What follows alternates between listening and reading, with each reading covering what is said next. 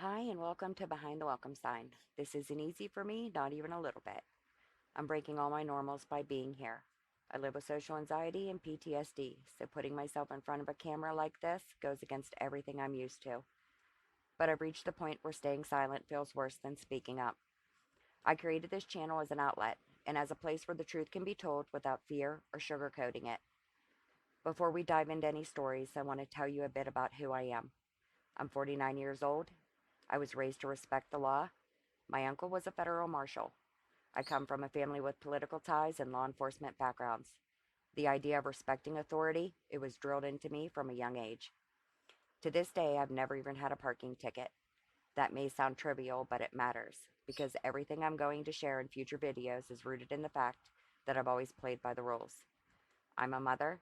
I've raised my children to be kind, respectful, and active in their communities, even in a world that often rewards the opposite.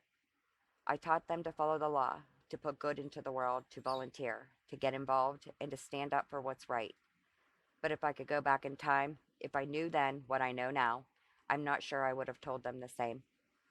Because when you put yourself out there in a small town, especially a tight, power protected one, you don't just risk criticism, you become a target. And if you don't conform, if you ask questions, if you challenge the wrong people, you're labeled. You're transient trash. You're treated like you don't belong, even if you've worked, served, and raised your family here. Let's be honest. When a town is truly thriving, homes don't flood the market, and rental properties don't pop up like weeds. People leave when something feels wrong. I'm done being a victim. I'm done being silent. And I'm done being intimidated into silence.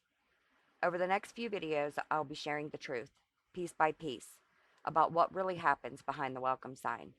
What happens when those in power decide that they can bend reality to protect themselves?